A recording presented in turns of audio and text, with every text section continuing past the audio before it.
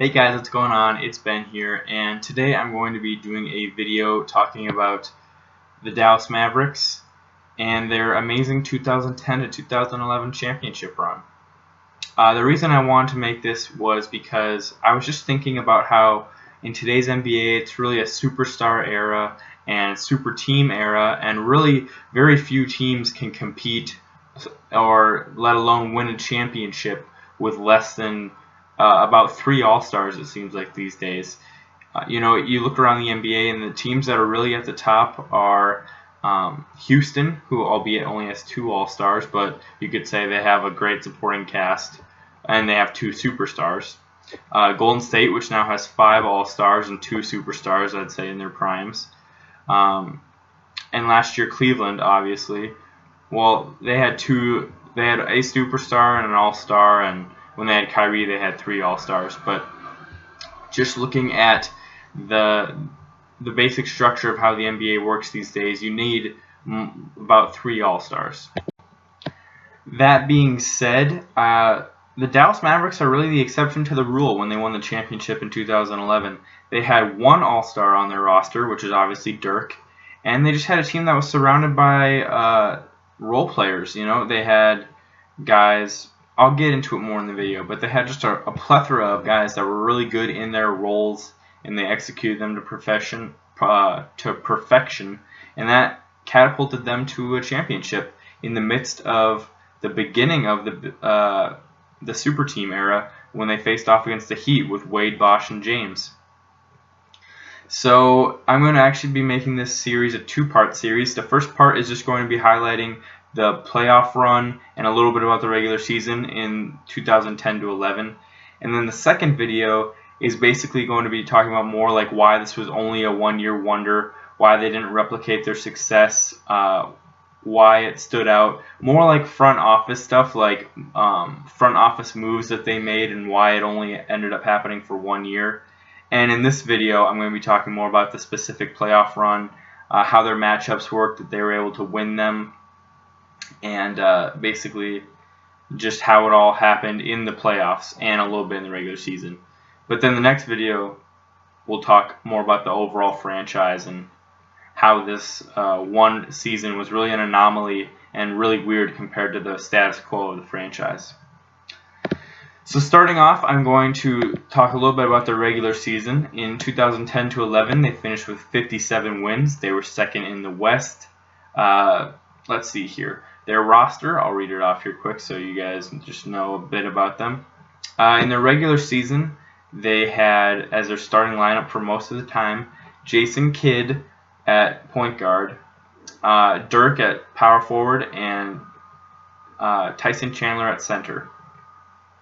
Now, small forward and shooting guard were a bit of what you'd call like a platoon, in that they had a bunch of different guys filling it out throughout the season.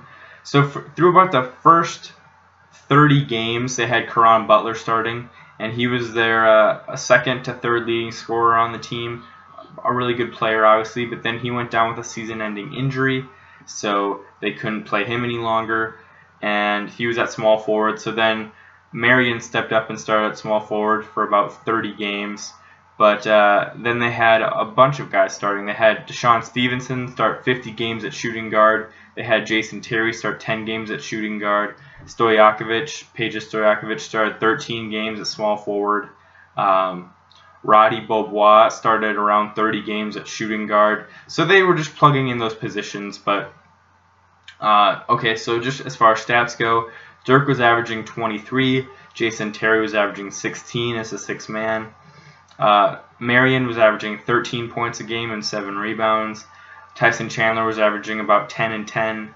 Caron Butler, before he went down, was averaging 15 points a game. So those are like those main guys. J.J. Barea coming off the bench, contributing 10 points a game. And Jason Kidd giving you 8 points and 8 assists a game. Going into the playoffs, though, their main rotation was Jason Kidd at point guard, along with Deshaun Stevenson as the starting shooting guard, Marion as the starting small forward, Dirk power forward, and Tyson Chandler as the center. No Caron Butler for the playoffs. He was out for the rest of the year with that injury. And then as the guys that had come off of the bench, they had Jason Terry as their sixth man. They had a little bit of Peja Stojakovic, and they had a little J.J. Barea was backing up Jason Kidd, and then they had who else did they have on there? Oh, they had Brendan Haywood sort of subbing in for Dirk and Tyson Chandler, mainly Tyson Chandler. So the stats for the playoffs, let's see here. Dirk had an amazing playoffs. He averaged 28 points a game, 8 rebounds. He shot 49% from the field. He shot 46% from 3 and 94% from the free throw line. Tyson Chandler averaged 8 points and 9 rebounds. Sean Marion averaged 12 points. Jason Terry averaged 18 points. Jason Kidd averaged 9 and 7. Those are the main contributors. J.J. Barea averaged 9 points. So really, as you can see, contributions from a lot of different guys. About 8 guys off the roster were pretty big contributors to his team. So in the first round, as the 2 seed, they matched up with the 7 seed, which was in this year the 48-win Portland Trailblazers. And now this is impressive because the Trailblazers were the 7th seed, but they were a 48-win team, which is pretty decent for an 8 seed or 7 seed, I should say. And they actually had a really good roster. I'll read it off here quick. So they had as their main centerpiece LaMarcus Aldridge at power forward, averaging 22 points a game and 9 rebounds. Starting center, they had an older but still good Marcus Camby, averaging 5 points and 10 rebounds a game. Going into playoffs at starting small forward, they had traded for Gerald Wallace, and he was averaging 16 points a game, 8 rebounds, good shooting splits for him. Starting shooting guard, they had Wesley Matthews, averaging 16 points a game as well. And then starting point guard, they had Andre Miller, averaging 13 points and 7 rebounds. And then they sort of had like 2 6 men, I think you'd say. After they had traded for Gerald Wallace, they put Nicholas Batum on the bench. He was still averaging 12 points a game. And then they had Brandon Roy, who was a little bit injured, but still playing decent, and he was coming off the bench, giving them 12 points a game. But that's about like 6 solid scorers between Aldridge, Batum, Brandon Roy, Gerald Wallace, Wes Matthews, and then Andre Miller. So that's pretty solid right there. And the Mavs really, the key for this Mavs team was defense. In their starting lineup in the playoffs, they had defensive stalwarts in Tyson Chandler. Deshaun Stevenson at shooting guard was a defensive specialist. Sean Marion, always been a great defender at small forward. And then Dirk, like average defender. And then Jason Kidd, even though he's a little bit older, still be considered a average to above average defender. So they had a strong defense.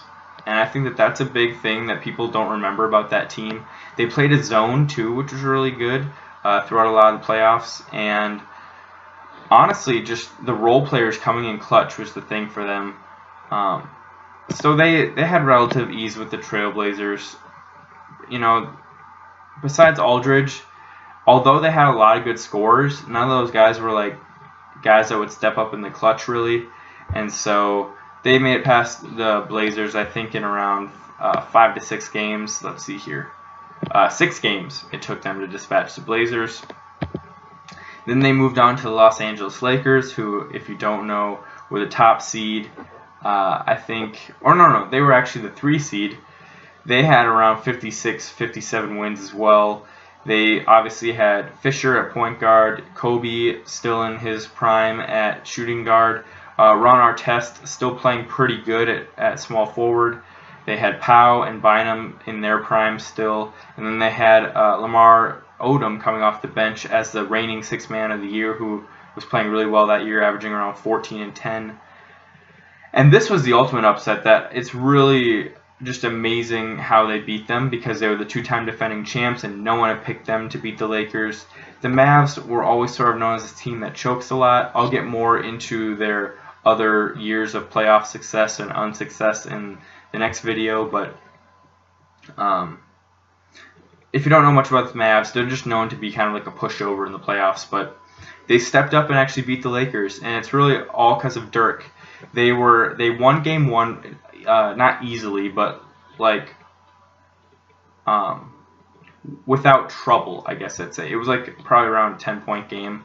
I'll check it real quick here just to be sure on it. Yeah, so it wasn't a blowout by any means, but it wasn't like a 1-point game either. Then game 2 they were down late, but then Dirk willed them to the win. And then after being up 2-0 and going back to Dallas, they sort of just had the momentum and took the Lakers out, swept them 4-0, and it was one of the most shocking series results of all time, I'd say. I was completely shocked by it. I had figured for sure the Lakers would beat them. It was kind of an amazing surprise and kind of like a gift to be able to see the Lakers so stunned and just such a shocking upset. But either way, again, the keys were like Tyson Chandler was able to neutralize their guys down low.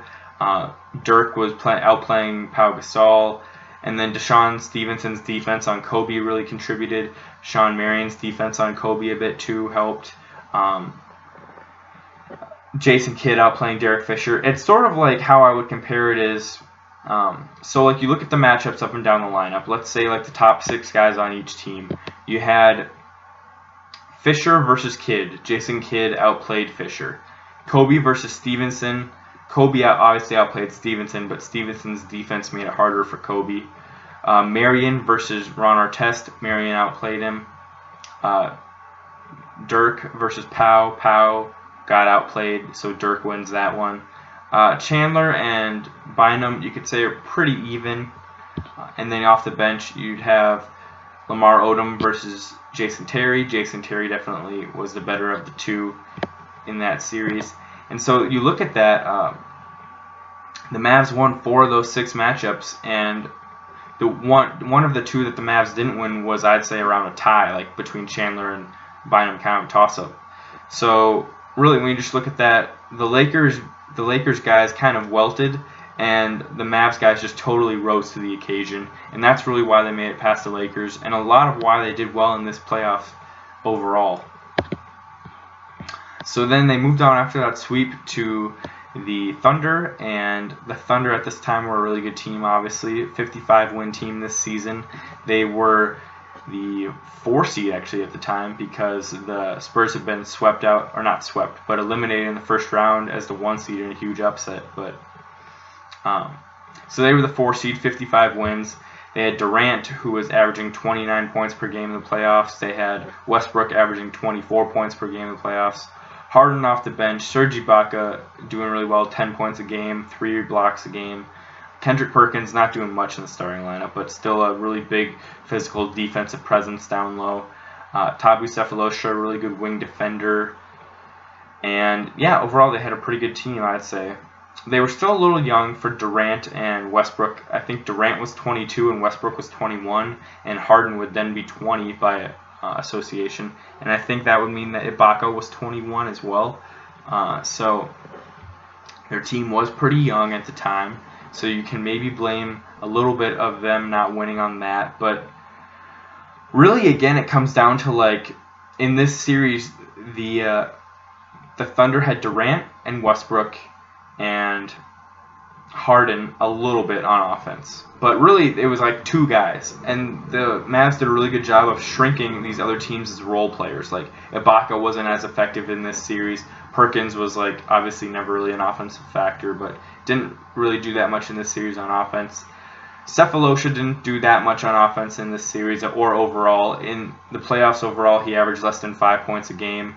And so when 2 of your starters are averaging less than 5 points a game and 3 of them are averaging less than 10 points a game, you're gonna find yourself being repetitive and easy to guard on defense, or easier to guard on defense, more predictable. So it was just all on Durant and Westbrook. Westbrook's shot sub 40% for the playoffs, so that didn't help anything. Shot sub 30% from 3-point land. And really just overall, again, the Mavs' role players just helped a ton in that they all stepped up right when all these other teams' role players, like the Lakers and the Thunder, weren't really stepping up. Like, Harden played all right in this series, but not anything spectacular for what we would come to know him as playing like. Again, he was only in his second year, but still, you'd hope that he would play a little bit better. But he was right in line with his season averages, so we can't really be disappointed in him. But then we get to the finals, which is probably the most impressive one, you'd say, that they beat the Heat, that had LeBron James, Dwayne Wade, and Chris Bosh all still in the meat of their primes. In this series, the Mavs played a lot of zone defense, and a big key was Tyson Chandler. He was rim protecting so much, and so much of what the Heat did was relying upon points in the paint, but Chandler was being a great rim protector, getting a lot of good blocks, and really cleaning up the boards really well. This is also, you got to remember, before the Heat made Chris Bosh like a total three-point shooter, so he wasn't shooting it from the outside as much, really. Like not many threes at all at this point in his career. And so that really hampered what the Heat were able to do as far as spacing on the floor. Their typical lineup at this point was Chalmers, Wade, LeBron, Bosh, and then like Joel Anthony at center, or maybe Mike Miller. Let me see here. I'm going to look up their roster from that season real quick. But yeah, the Heat at this point just really didn't have much of a spacing game, which was their problem. They had Chalmers, but they didn't have much besides him for spacing because LeBron and Wade don't shoot it from the outside much, and Bosh at this point, he would become a good three-point shooter, but at this point he didn't do it much. Alright, let's see here. In the playoffs, the Heat had, let's see here. Okay, so their basic starting lineup was Wade, Bosh, LeBron, obviously, and then they had Mike Bibby actually starting in this series, and then they had, as their main bench guys, they had James Jones and Udonis Haslem and Mario Chalmers, and then Joel Anthony was the starting center. And so again, they sort of struggled from a same thing that all the Thunder struggled with, is that they only had really three guys that they were relying on for offense, and somehow LeBron just like welted under the pressure of the finals and like being looked at as the guy and having to come through in the clutch, and so he was putrid in the finals. I think he averaged like definitely less than 20 points a game. I think it was around 15 to somewhere between 10 to 15 points a game in the finals. He had an infamous finals game where I think he scored like 6 points. So really it came down to then just Wade and Bosh in the playoffs. Wade performed really well, getting about 25 points a game, and Bosh, you know, he had around 18. But really, like, if you take LeBron away as a great presence, which they were doing through playing Sean Marion on him really hard and doing a lot of zone and plugging up the paint. Plugging the paint was a big thing because LeBron would drive and then Tyson Chandler would be there. Tyson Chandler's a big guy. He's a good defender. He can match LeBron's strength at the rim. He can make them need to kick it out. But they really, unlike the teams a few years later with the Heat where they had great shooters on the floor all the time, like they played Chalmers a lot more. They had Shane Battier. They had Ray Allen. Bosh was a three-point threat. At this point on the Heat, they didn't have that. The only guy that they could really kick it out on was Mike Bibby, who is a decent three-point shooter, but in the playoffs he was only shooting 26% from three, so you can't really rely on him. You could rely a bit on Mike Miller, but he was actually shooting only 29% from three in the playoffs. Their highest three-point shooter in the playoffs was Mario Chalmers. So I guess if you had a guy order on the court of Chalmers, Wade, Bosh, LeBron, and let's say Udonis Haslem or Joel Anthony, the only guy that could really shoot consistently from outside was Chalmers. And so, but that gets predictable if they're only kicking it out to him. So the Mavs had a really stifling defense, and essentially the Heat were left with only Wade and Bosh as offensive options because LeBron was just in a mental breakdown state as far as an NBA player can get. So they were honestly worse than the Thunder once LeBron was out of the picture. He had a few all right games, but really had a lot of games where he let them down. Mainly like games 4 through 6, he played a lot worse. But yeah, so honestly, the Mavs winning this series and winning the championship is amazing. And I'm going to come and boil it down to a few key points. The Mavs had great role players who were in a perfect level where they were old enough to not command big salaries, like they were in their 30s, or they were like Tyson Chandler coming off of like a bad year where they needed to really prove themselves, so they signed for a smaller contract. But they also weren't like out of shape and really old. Like the Heat had a lot of like out of shape, really old vets. Like they had Jamal McGlure, Juwan Howard, Zydrunas Ilgauskas, James Jones. All those guys were like well past their primes. Eddie House well past his prime. So with that being said, the Mavs had role players who were still very functional and very effective. You know, like Jason Kidd, past his prime, yes, but still effective, definitely. Jason Terry, still at the tail end of his prime, you'd say. Stojakovic is a great example. On offense, the Mavs did the exact opposite of the Heat. They had all shooting. Jason Kidd could shoot it good from 3 at this point. Dirk obviously was shooting it great from 3. Stevenson was shooting 40% from 3. Stojakovic, 38% from 3. Jason Terry, 44% from 3 in the playoffs. You know, so that's a lot of bona fide three-point shooters in the playoffs. And really, like, they just had a good spacing. And like, I know that it's a thing where you don't necessarily associate the Mavs with space and pace, but they could run it decent with J. Kidd running, and they spaced it a lot with Dirk shooting threes, Jason Terry shooting threes, Stojakovic shooting threes, Stevenson shooting them, Kidd shooting them himself. The only guys that played big minutes and didn't shoot a lot of threes were Marion and Tyson Chandler, who were honestly more there for their defense than offense, so that wasn't really a problem. So good role players, good play style in that they were able to spread the floor, and on defense they were able to do the Heat's weakness of clogging the lane. And they had a lot of guys that were really defensive minded, like Stevenson, Chandler, Brendan Haywood, and Sean Marion, and Jason Kidd. And so I'd say that those are the two main points, and if I had to come up with a third one just to deal in the rule of threes, I'd say it's honestly, one point might be that they got slightly lucky in that they didn't have to face the Spurs in the conference finals. Now, do I think the Spurs would have beat them? I don't know, maybe. But it's just always fortunate when you don't have to face the 1 seed in your conference, and instead they got to face the really inexperienced 4-seeded Thunder. But still, that was a hyper-talented team. And if you look at this run, it might be up there as the most impressive playoff run as far as a team beating really talented teams. First, they beat a really deep Blazers team.